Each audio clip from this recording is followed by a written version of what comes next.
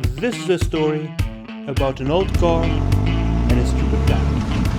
Because the good ideas are usually the boring ones. Because hey, what could possibly go wrong?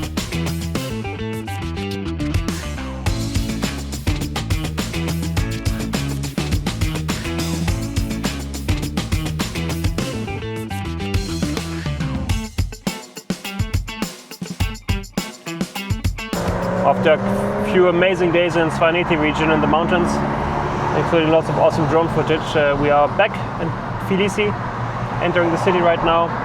Today's a special day because today is the day of independence of this absolutely beautiful country. So I'm on the Freedom Square right now, which is basically the city center, and yeah, it's closed for cars and a lot of people outside. You can see many red and white flags in the background. Yeah, happy Independence Day, Georgia.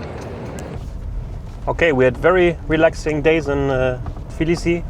2 nights in a hotel for a change. Got the Russian visa, that's good news. Got ready a day earlier than planned, ready yesterday. And now we are fighting our way through Tbilisi traffic. And there'll still be a small highlight because there's a bunch of old Porsches and new Porsches driving all the way from Bangkok to Stuttgart. And they're also in Georgia right now. And I spotted Theodor. And I wrote them and we'll have a small meeting. So right now we are heading to the Porsche center. On the way we'll still have a small stop in an auto shop to get some spare parts for my cooker maybe. And yeah, then the rest of the day we'll head towards Russia. So quite a full and awesome day ahead. Cool to drive over the square with Theodor. Special feeling to drive here with our own car from Germany, isn't it?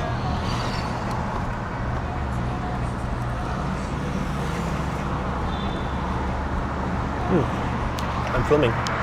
So we are at the Porsche Center in Tbilisi, so we feel very at home here, and we are meeting our friends from Thailand here.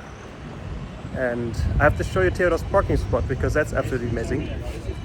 But first of all, there are also absolutely amazing cars standing here. I mean, look at this old AMG behind me. Absolutely beautiful. But now let's check out Theodor's parking because that's also kind of premium.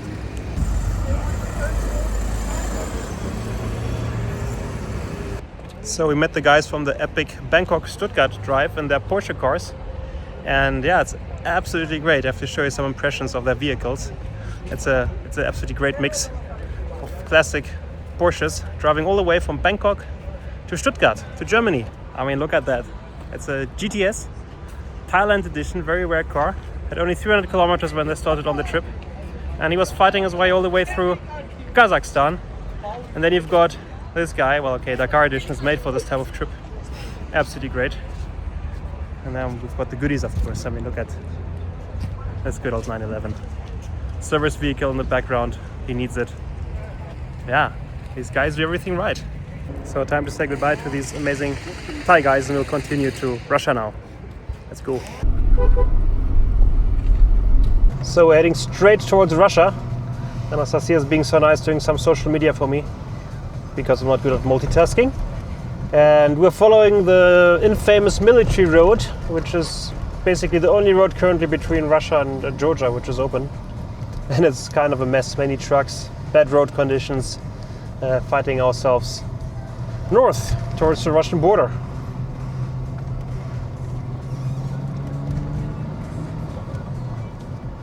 We're currently passing Budauri ski resort. I actually skied here a while back with my good friend Remco. And yeah, the ski resort is a bit different. I mean, it's quite cheap for European standards, but also sometimes there's no electricity and you get stuck on the lift for an hour or so. Or the ski resort doesn't open at 10, which is kind of late already, but at 12 because of some reasons nobody really knows.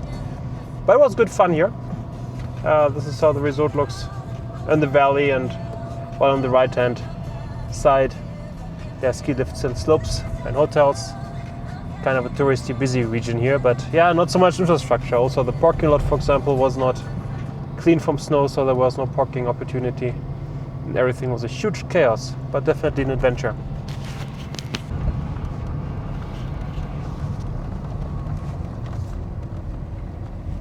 Yeah, this is not good. So we ventured deep into the Caucasus Mountains, and it's only about less than 100 kilometers to the Russian border now. And the landscape once again is absolutely beautiful. The Caucasus Mountains are something else. It's really beautiful landscapes and really bad roads to go with it.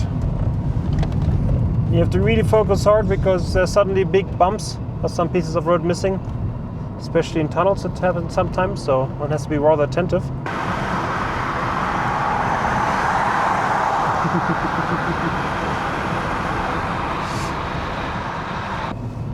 We're heading straight to Stepantsminda, which is the last town in Georgia, not far from the Russian border.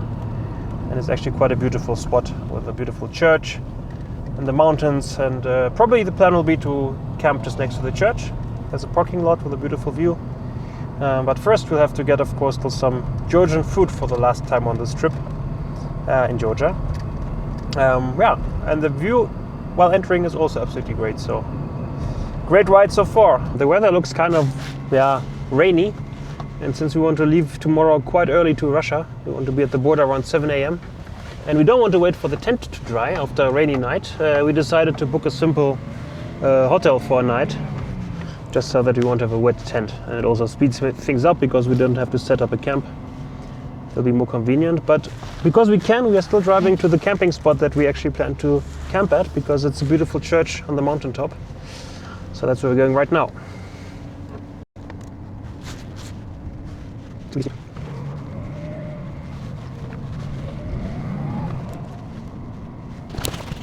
We made it to the parking next to the Holy Trinity Church behind me, and it's absolutely beautiful here. We look at the horses, and of course there was also some drone footage, which you will see right now.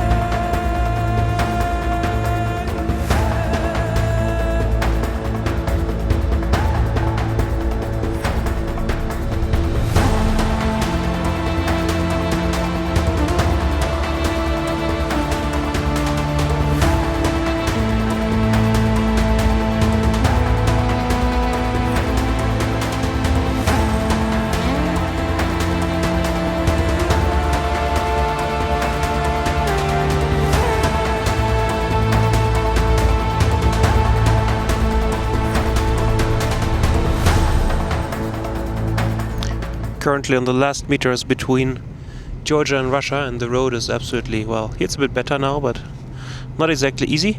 Big holes.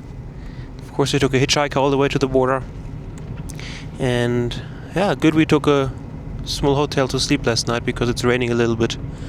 The tent would have been soaking wet, and like this we're heading straight to the border. We're arriving at the Georgian side of the border towards Russia, and the first trucks are standing at the roadside. We almost made it, so let the adventure in Russia begin.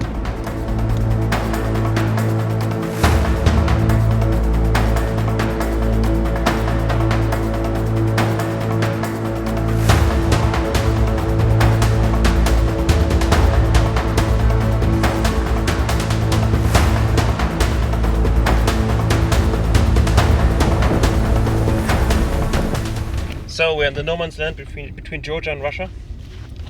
Oh, that's better. So we're in the no man's land between Georgia and Russia. I just crossed the Georgian side of the border, and I have to say, No big compliment to the Georgians at this point. I guess it's the only time I say this on this trip, but they were not very nice. Anyway, now we're heading straight to the Russian side. Let's see if the Russians will be nicer. Yeah, no man's land.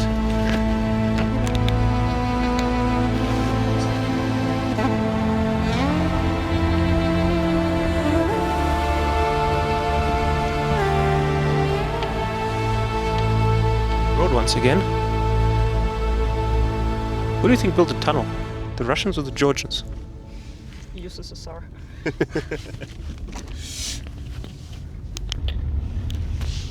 I guess nobody really wanted to pay for electricity for the lamps here, so nobody does.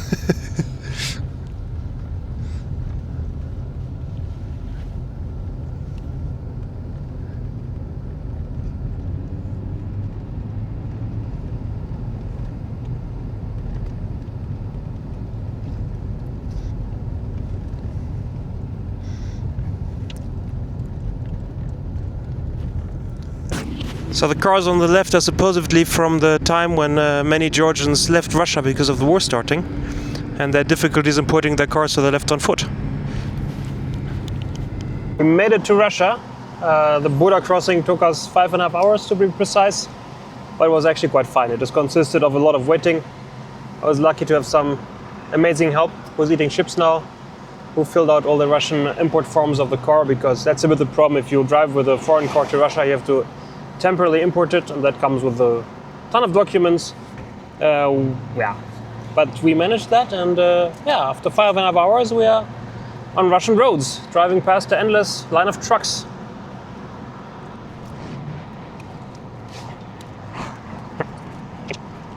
So we made it to Vladikavkaz, a city in the south of Russia, close to the Caucasus Mountains, as you can imagine from the name. And the small inconvenience is that GPS suddenly stopped working here.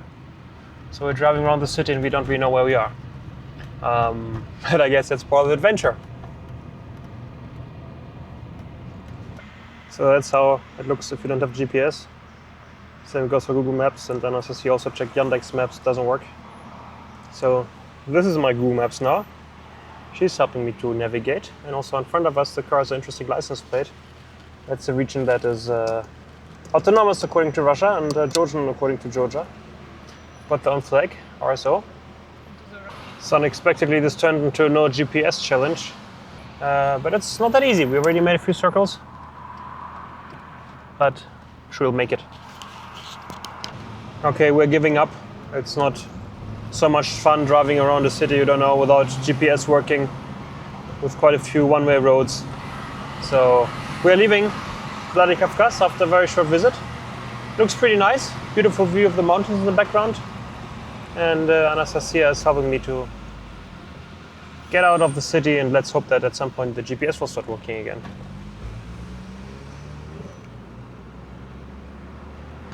After about an hour, Anastasia being my navigator, look what's back. The location on Google Maps. So here we go. We're not blind anymore. Well, we were not, but it was a bit more work.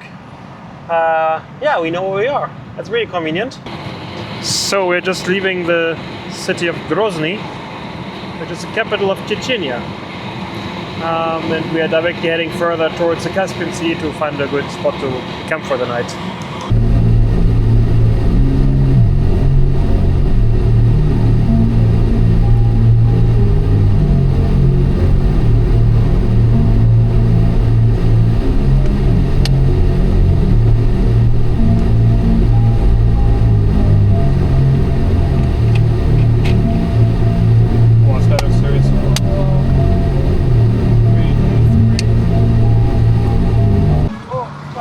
So in case you wondered how a small town in Chechnya looks like, we are crossing Chesha's Word now, and this is how it looks here. There was a highway, it turned into a normal road, so the traffic is a mess. Yeah, very Muslim here, the entire region. You see many minarets, not so many women on the roads. Interesting traffic. We left Chechnya and we're in Dagestan now. And yeah, it's 6 in the evening, so we are already heading to a camping spot which is close to a lake and close to a canyon, so Hopefully there'll be beautiful views. No drone today because drones in Russia are not the best combination, but the views should be great anyway.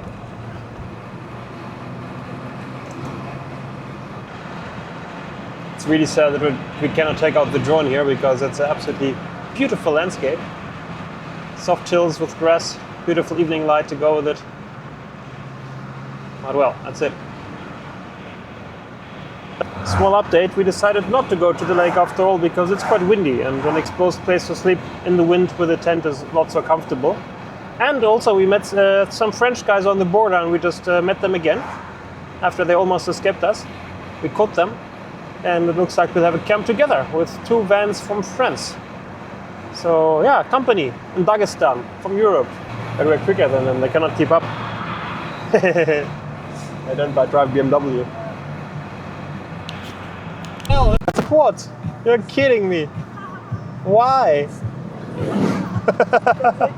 They look so happy also. It looked like a tank, didn't it? But they also have cars, of course. We had a good camp in a small forest, somewhere in Dagestan, with some company, two buses from France, with some French people, so time to train again some French, and a hitchhiker who was sleeping in a tent. So quite crowded for our feeling, but for one night it was fine, and now we are back in Dagestan on the roads. It's absolutely beautiful here. I mean, look at this view, the mountains in the background, empty roads, good roads also. Not too bad.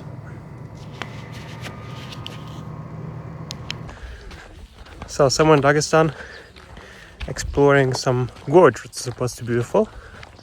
Look, there's tourism. There's some people behind me. There's a horse. I'm quite sure these tourists are from Russia, not from any other country. And we are again the aliens. Absolutely beautiful gorge here in the background. I mean, just look at it. Has a fence, don't worry. Beautiful views. Some people are friendly actually here. You can see Anastasia in the background talking to some locals. Yeah, they were happy that I spoke a bit Russian, but even better is of course Anastasia with a perfect Russian. Yeah, but Dagestan people so far are very nice. I think they're not really used to tourists though. What do you want to? Speedboat, I'm not quick, huh? I'm just asking because we're going there.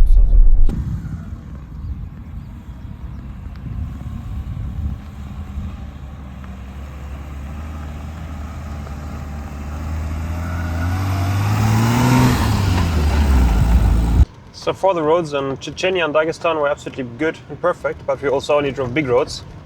And driving big roads at some point, of course, gets a bit monotonous. So here we are on a dirt road going through Dagestan in order to just get a bit better insight of Dagestan countrysides. There was just a guy with a military uniform in a normal car. Just hope we don't drive somewhere with military where we're not supposed to go. But they asked me at the border from Spion and said no, so it's fine. Taking some small roads never disappoints. I mean, just look at this amazing landscape behind us.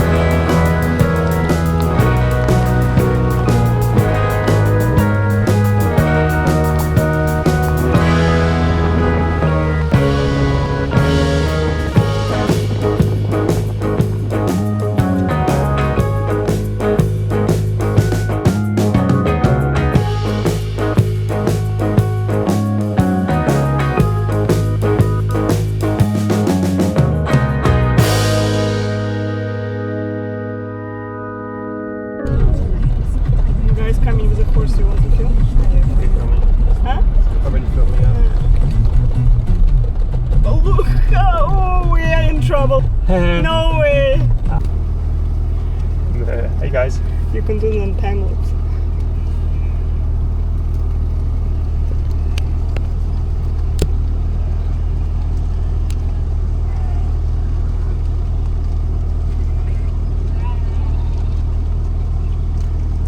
It's beautiful, huh?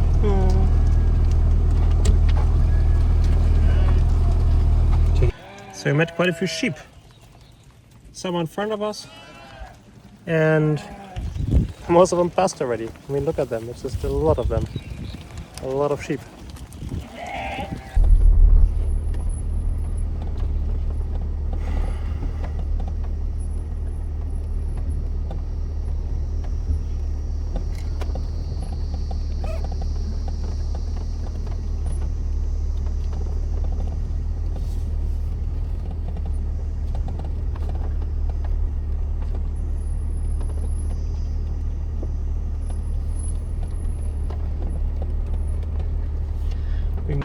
We arrive in Makhachkala, if I pronounce it right, and that's the capital of Dagestan.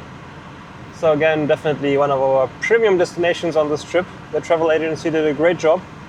Everybody tells me it's very safe here. And yeah, safety is our biggest concern, so we only travel to safe destinations like Chechnya, Dagestan. Let's see what's next.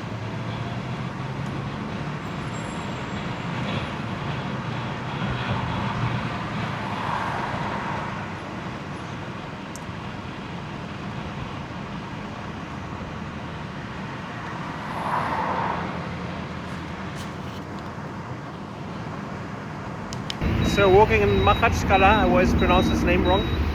And in case you ever wondered how Makhachkala looks like, this is how. Many cars. So we had a quick look at Makhachkala. Had a small bite to eat. Who would have thought that you get a quinoa bowl in this region of the world? And some matcha to go with it. And we have quite limited time because we have to leave Russia tomorrow because of my 3-day transit visa. So right now we're heading straight towards Astrakhan. We won't go there all the way today, it's about 7 hours ride. But we will drive in the direction so that tomorrow the view is overseeable and we won't end up getting into trouble at the border for exiting Russia. Too late.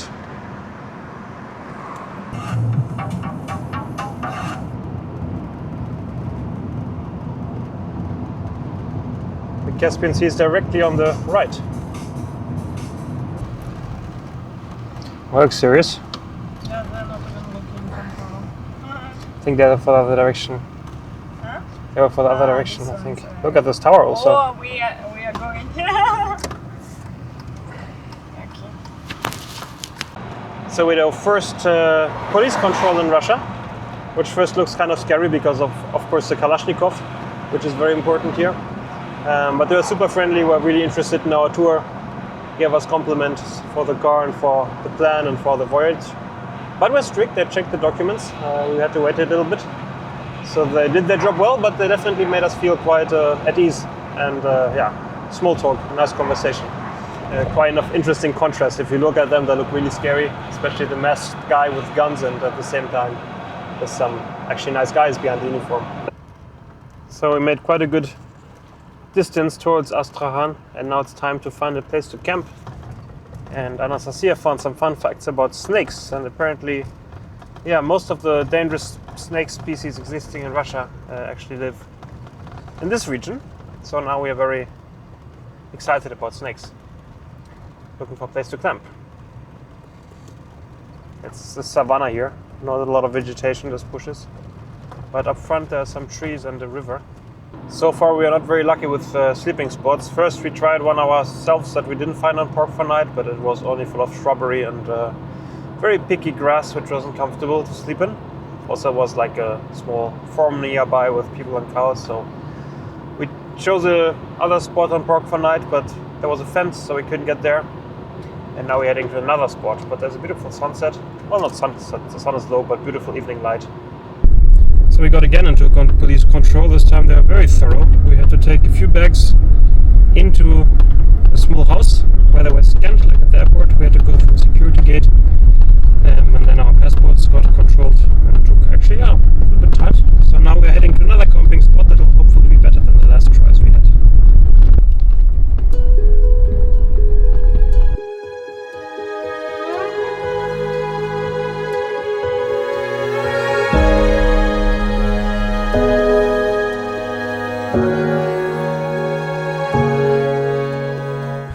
We had a small nice encounter with the shepherd. You can see him living behind us, and yeah, was sitting with us for about half an hour. Happy to talk about life. Yeah, really nice people here.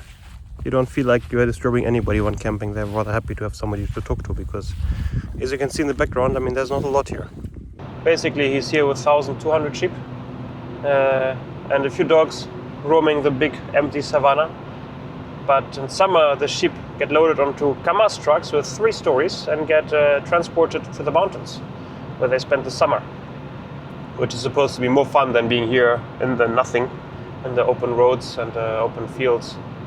There are also less mosquitoes in the summer, but there's snakes instead, so there are always some trade-offs. Also, it was some interesting insights that, well, people here, they don't really feel so respected. The people in Dagestan, they don't feel so respected by the rest of Russia. They feel like they're a strong, basically, nation almost. They've got their own energy, their own fish, their own resources, and they're not so happy to be part of bigger Russia. And that might be one reason why there's so many police checkpoints along the way, just to show presence and make sure that there are no conflicts arriving. So it was again a very friendly control this time. They were very interested in our tour. Said Maladiets, which means good job. Didn't want to see a lot. Small, friendly encounter once again. Generally, I would say all the police officers are very friendly, and they also wear cameras, so if there's some stereotypes about corrupt police officers in Russia, that might have been 10 years ago, but nowadays it's very regulated. And other interesting pointers, and we also got that confirmed by some police officers, all the police officers along the way are state police and they're not local, to make them more neutral, basically, towards all the locals passing. So we've got police officers from thousands of kilometers away that are standing here at the roadside controlling the cars, but nobody from Dagestan working here. We found some other overlanders. There are not many here, but on the route between Georgia and Kazakhstan, there are a bit more than, well, the last weeks, because it's the main transit route. And in front of us is a car with a trailer from Netherlands, so neighbors. I guess we'll overtake them a moment, but maybe later when we'll take our trash also out. Let's see if they'll stop and say hi. Or if they're also in a big rush in Kazakhstan. Currently crossing the Volga itself.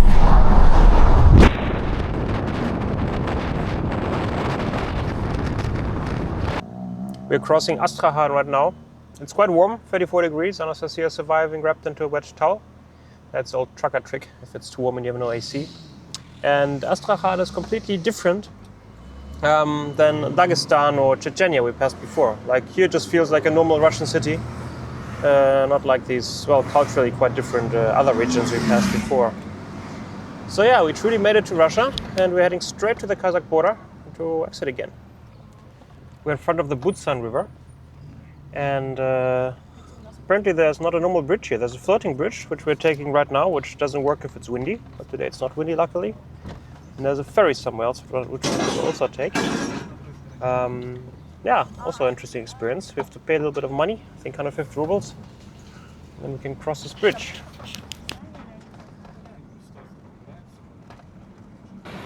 We made it through Russia, and currently driving the last kilometers before the Kazakh border. Already a line of trucks about 13 kilometers from border away, waiting, so this will be a long line. I mean, considering it's still 13 kilometers to the border. But I guess it's fine if we just overtake them, because if not, we'll stand here a few days, I guess. Nothing we can't overtake.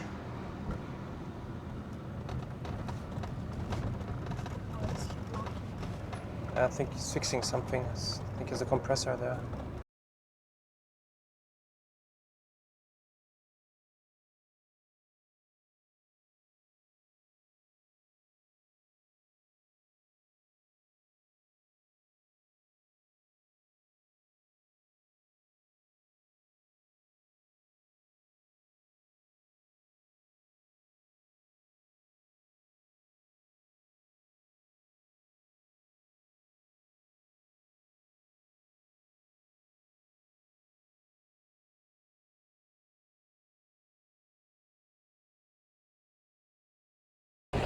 So we're waiting at the Russian side of the border to Kazakhstan. The building is somewhere behind me. It's a long line of cars, so I guess we'll be standing here all afternoon in the burning heat. So we're standing at the border already for, I don't know, 7 hours, and now we're waiting here for a tour already. Quite a bunch of tourists, and nothing is happening. So believe it or not, we took 8 hours to pass only the Russian side of the border towards Kazakhstan. First we waited for about 5 hours, I think, in a queue, and then we waited for 3 hours after a very short custom check, which was trending quick, just to get my passport paid. I guess it was lying in the office, nobody did anything, and we were standing there together with some other Europeans who were also standing there. But at the end of the day, at least we can still visit Russia. Russians cannot visit Germany, so